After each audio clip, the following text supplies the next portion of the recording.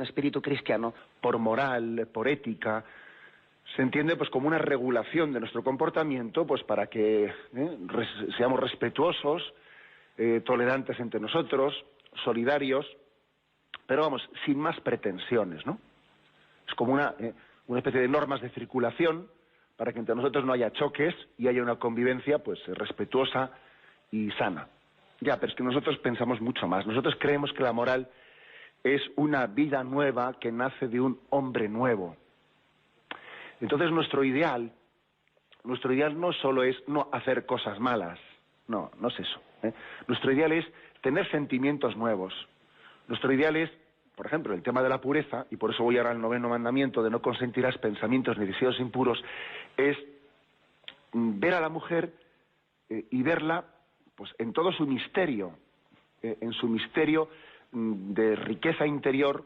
Bueno, yo digo ver a la mujer porque yo soy hombre, ¿no? Pero vamos, digamos, y ver al hombre lo mismo, ver al hombre y a la mujer en toda su riqueza interior, sin que la impureza, sin que una visión, digamos, cosificada de su cuerpo, me esté impidiendo descubrir su rica interioridad. Esto es lo que dice el 9º mandamiento.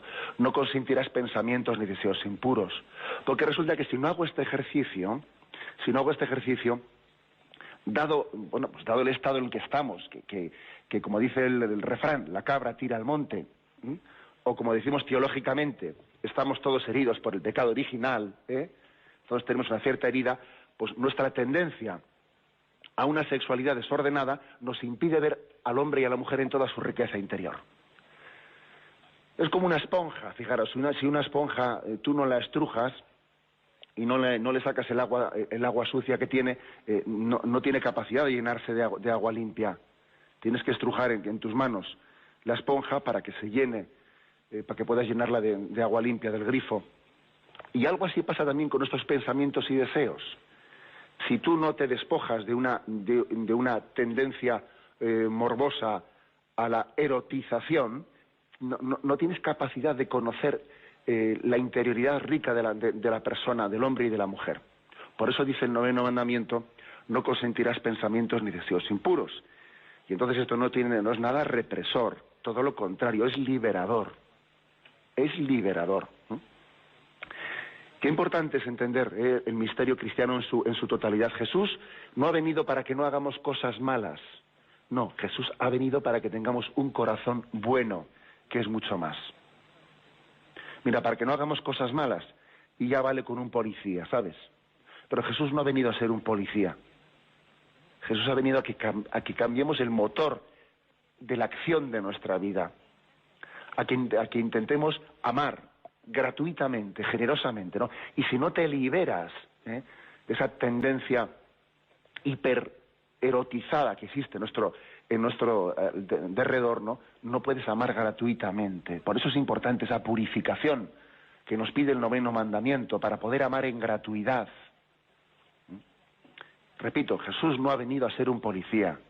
Jesús ha venido a darnos un corazón nuevo.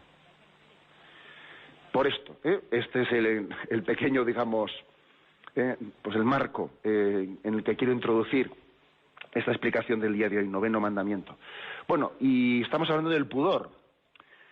Hago también una pequeña recopilación para decir que el pudor es como un instrumento de la pureza, ¿no? O sea, existe una virtud que se llama virtud de la pureza, también llamada virtud de la castidad, pero que para poderse llevar a efecto, o sea, necesita instrumentos, y un instrumento del pudor o de la pureza es, mejor, me estoy liando, un instrumento de la castidad o de la pureza, que son sinónimos, es el pudor. El pudor, ¿qué es lo que hace? Preservar la intimidad de la persona. Preservar la intimidad de la persona. Es una parte integrante de la virtud de la templanza, que nos preserva la intimidad, y eso te ayuda a vivir en pureza, te ayuda a vivir en castidad. Entonces el punto 2523 en el que habíamos quedado dice así: existe un pudor de los sentimientos como también un pudor del cuerpo. Este pudor rechaza, por ejemplo, los exhibicionismos del cuerpo humano, propios de cierta publicidad, o las incitaciones de algunos medios de comunicación a hacer pública toda confidencia íntima. Madre mía, no se puede decir más cosas con menos palabras, ¿no? Es decir, el pudor, que es como ese preservar la intimidad de la persona. Dice aquí el catecismo que hay un pudor de los sentimientos y también un pudor del cuerpo. Pudor de los sentimientos y pudor del cuerpo. Del pudor de los sentimientos, etcétera, ya hemos hablado un poco en programas anteriores, pero bueno, ¿qué tendencia existe en nosotros a curiosear en los demás, ¿no? A espiar. Esa tendencia a espiar, ¿no? Pues, que en un tiempo se hacía de una manera así un poco vergonzante, ¿no? Un poco vergonzante, que corro las cortinas de casa para ver si le veo a qué es lo que hace el vecino. Tiene yo creo que dos facetas, ¿no? La de ser curioso espía y la de ser exhibicionista, que no sé si todavía no es peor. Estarme yo un poco exhibiendo a ver si me ven los demás. De dos facetas. Digo que en un tiempo se hacía de una manera vergonzante y que resulta que ahora todavía se exhibe de una manera pública cual si fuese una virtud, ¿no? Esa especie de gran hermano permanente que tenemos, ¿no? en esta sociedad, ¿no? Es curioso esta cultura del gran hermano, de los reality shows, etcétera, ¿no? Que saca la intimidad ahí, ¿no? Y la exhibe, ¿no? Es que es muy significativa, esa falta de pudor es muy significativa de la pobreza interior. Yo más que gran hermano le llamaría gran soledad, gran vacío le llamaría yo, gran vacío. Con la palabra hermano se intenta disimular la realidad, que es el gran vacío. O sea, es decir, cuando el hombre no tiene intimidad, ¿cómo va a tener relación? Para poder tener relación con los demás tienes que tener intimidad. Es así, ¿no? Si yo no estoy, digamos, en paz y a gusto en mi propia soledad, ¿cómo voy a tener relación con nadie? Entonces, a falta de esa paz interior, pues nuestra vida es un gran hermano, en el sentido malo de la palabra me refiero de estos reality shows que tanto están proliferando en todo el mundo. Porque digamos que intentan, con esa curiosidad morbosa que me asoma al exterior, mira a ver qué han hecho al meterse a la cama, a ver qué han hecho al levantarse, mira qué careto tiene cuando se levanta, mira no sé qué. Con eso se está intentando, en esa curiosidad, uno quiere disimular el vacío interior, el no saber descubrir la riqueza que Dios ha sembrado dentro de nosotros. Huimos de nosotros mismos curioseando en los demás. Huimos de nosotros mismos curioseando en los demás. Entonces, bueno, yo creo que hay dos versiones, ¿no?, de la falta de pudor en cuanto a los sentimientos se refiere. He dicho que uno es el curiosear, el espiar, y otro es el exhibirse, para que me vean. Hago como si para que me vean y se fijen, ¿no? Pero esa falta de pudor, aquí dice el catecismo, que es de los sentimientos y es también así más específicamente del cuerpo, ¿no? Bueno, y en cuanto a la falta de... Cuando hay una combinación de esa falta de pudor con el tema del erotismo, bueno, pues en gran parte entramos ya en el campo de, bueno, pues lo que podríamos llamar la propia pornografía, en el punto 2354, al que nos remite aquí el catecismo, explica qué es la pornografía. Fijaros con qué términos tan realistas lo explica el catecismo de la Iglesia Católica. Mucha gente se piensa que la doctrina católica no toca suelo, no toca pie, no pone pie en el suelo y que se remite... No, fijaros con qué realismo habla aquí el catecismo de la pornografía. Dice, la pornografía consiste en dar a conocer actos sexuales reales o simulados, puesto que queda fuera de la intimidad de los protagonistas, exhibiéndolos ante terceras personas de manera deliberada. Ofende la castidad, porque desnaturaliza la finalidad del acto sexual. Atenta gravemente a la dignidad de quienes se dedican a ella, actores, comerciantes, público, pues cada uno viene a ser para el otro objeto de un placer rudimentario y de una ganancia ilícita. Introduce a unos y a otros en la ilusión de un mundo ficticio. Es una falta grave. Las autoridades civiles deben impedir la producción y la distribución de material pornográfico. Y con qué, yo diría, realismo se hace una descripción, ¿no?, en este punto del catecismo de qué es la pornografía. De alguna manera la pornografía es, venderse, y hacer del propio cuerpo una especie de incitación a la curiosidad, al morbo, a esa tendencia a utilizar al prójimo como un instrumento de excitación. No hay ningún tipo de relacionalidad personal entre un yo y un tú, sino que sencillamente es utilizar el cuerpo como instrumento de excitación. Es robarle a la sexualidad la finalidad que tiene de entrega, de donación, de relacionalidad y de apertura al don de la vida. Bueno, pues he aquí, ¿no? Por lo tanto, ¿en qué sentido se habla del noveno mandamiento? O el noveno mandamiento en gran parte: no consentirás pensamientos ni deseos impuros. Vamos a acercaros, bajando aplicaciones concretas, supone también el que nosotros tengamos una ascesis personal de entender que tenemos que renunciar y ser exigentes con nosotros mismos en renunciar a este tipo de espectáculos. Primero dicho, a ese tipo de pudor en los sentimientos, de exhibicionismos, de grandes hermanos, etcétera, ¿no? Pero también, de una manera más específica, renunciar a un tipo de manifestación de la sexualidad, bien sea en una pornografía explícita o en un erotismo un poco más disimulado, pero que en el fondo están exhibiendo la sexualidad fuera de su intimidad y fuera de su vocación a la donación, la que Dios les ha creado, ¿no? Este es, pues, por lo tanto, el marco del noveno mandamiento en el que estamos prodigándonos en unos cuantos programas. Tenemos un momento de reflexión y continuaremos enseguida.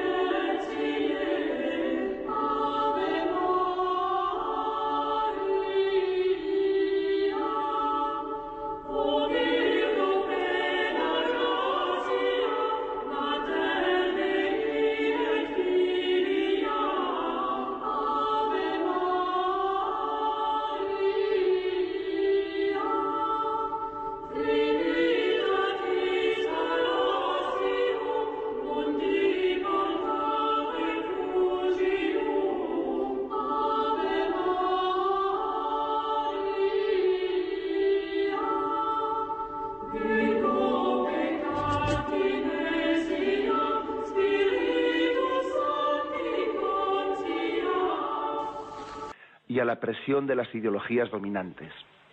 Fijaros, esto sí es importante, ¿eh? El pudor, eso que decíamos que es un instrumento que nos enseña a preservar la intimidad de la persona, inspira una forma de vida que nos hace libres. El pudor, lejos de ser algo represor, como se vende, ¿no? En esa especie de cultura anticristiana, el pudor es represor, no te reprimas. No, vamos a ver, ¿cómo que no te reprimas?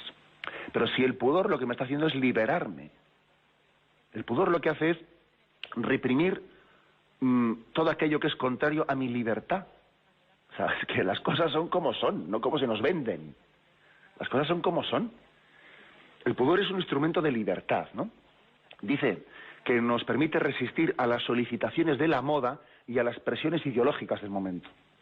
Yo me acuerdo que en mi etapa así de juventud me impresionaba mucho ese canto de una canción de José Luis Perales, allá por los años 80, que se titulaba Pequeño Superman. No sé si la recordáis, ¿no? Una canción de Perales que tenía, Pequeño Superman hacía una imagen de ese joven que está lleno de solicitaciones, etcétera, ¿no?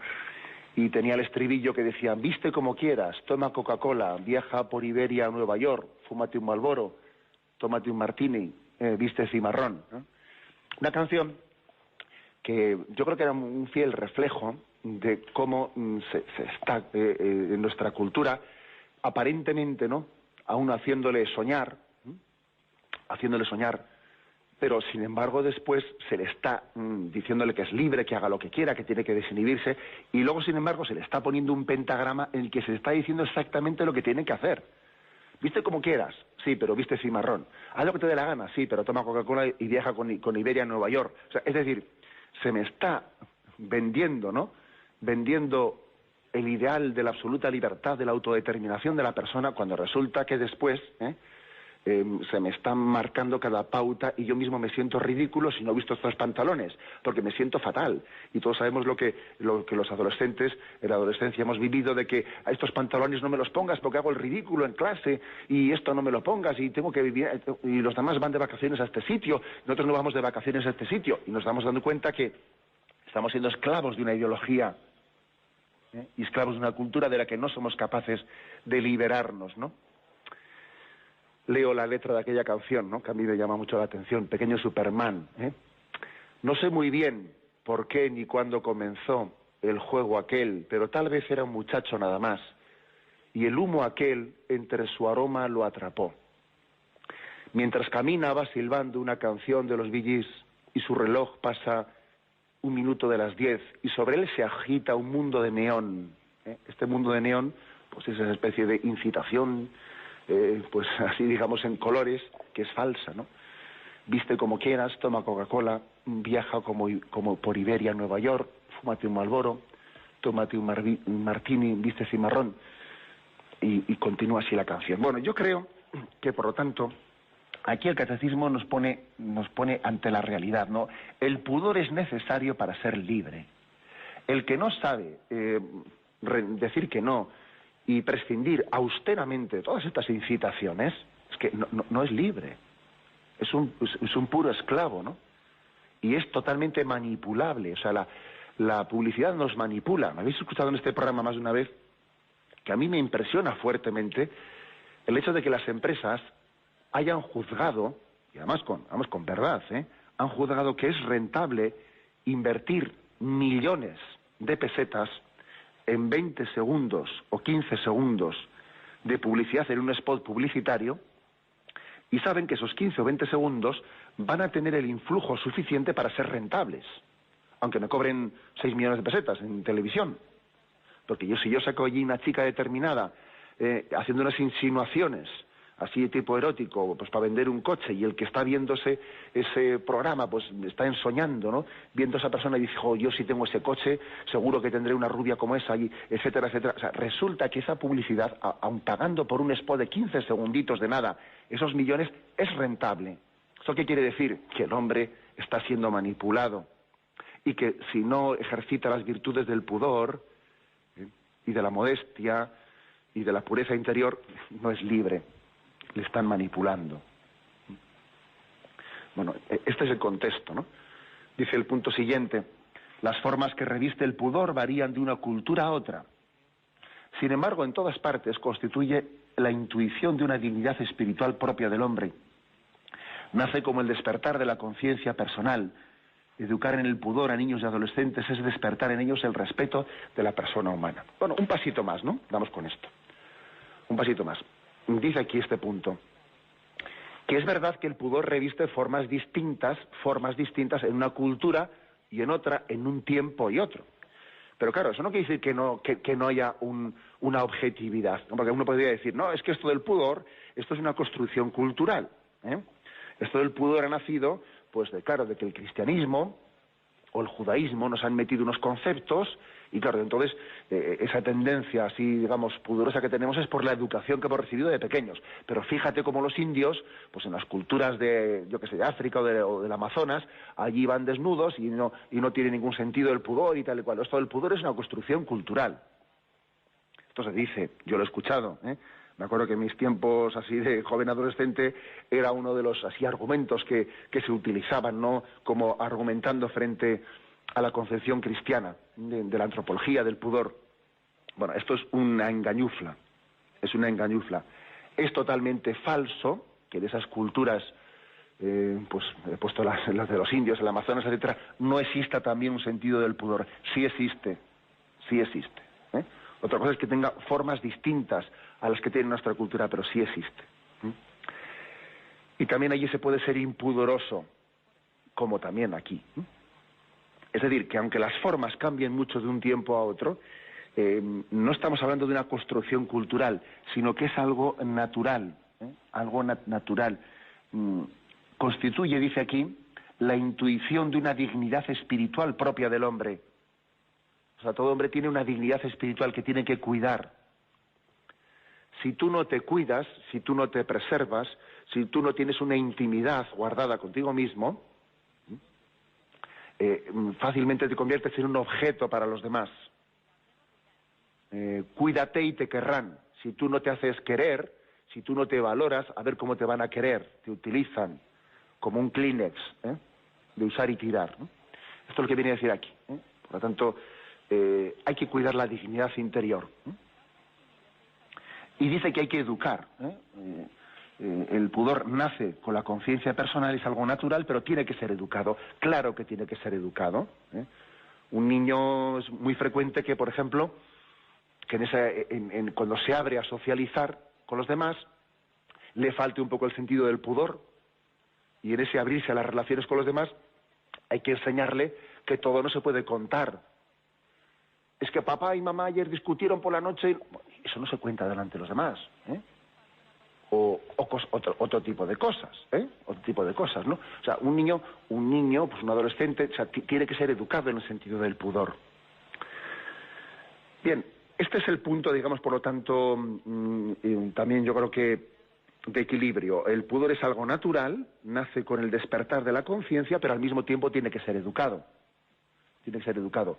Porque todo lo natural, sin más, no es bueno. Sí, lo natural es bueno, pero al mismo tiempo existe una tendencia a que también nosotros tendemos a desviar, o sea, a deformar lo que es natural. Y entonces no hay que contraponer, digamos, la tendencia natural con la educación del hombre. Las dos cosas, o sea, la educación tiene que fortalecer la tendencia natural y preservarla de todo aquello que por influjo del pecado o de un tipo de influjos culturales desviados están haciéndole perder al hombre su propia originalidad. O sea, que la educación tiene que fortalecer, ¿no?, la tendencia natural con la que Dios ha creado al hombre. Pero vamos, que tampoco nos extrañemos de que existan culturas que, porque no han recibido la gracia de Cristo, les falte una purificación para que el sentido del pudor tenga que crecer más en ellas. Bien, bueno, pues esto, porque también existen culturas en las que se ha transmitido como una tradición, entre comillas, natural. Por ejemplo, que cuando el abuelo ya no se puede valer por sí mismo, lo abandonamos, o como los indios hacen en el Amazonas, ¿no? Pues que tenemos X hijos y a los que no podemos coger en brazos para huir, les abandonamos, o que cuando el abuelo ya no puede valerse por sí mismo, le abandonamos porque ya no puede venir con nosotros, ¿no? Y que le coman las fieras. Eso es natural. Bien, esa es una deformación natural de una cultura que todavía no ha recibido la gracia de Cristo para sanar toda esa tendencia que se han desnaturalizado. ¿Me explico? O sea, que no invoquemos el naturalismo como que lo que ocurre en todas las culturas, como es natural, ya hay que bendecirlo. No, hay muchas tendencias, muchísimas tendencias que, a falta de la gracia de Cristo que sana, pues son antinaturales. He puesto estos ejemplos de que el abuelo le abandonamos y etcétera, etcétera, ¿no? Bueno. El pudor, por lo tanto, es natural, pero tiene que haber una educación que lo cultive. Lo que no se cultiva se acaba deformando. Se acaba deformando. Bien, tenemos un momento de reflexión y continuamos enseguida.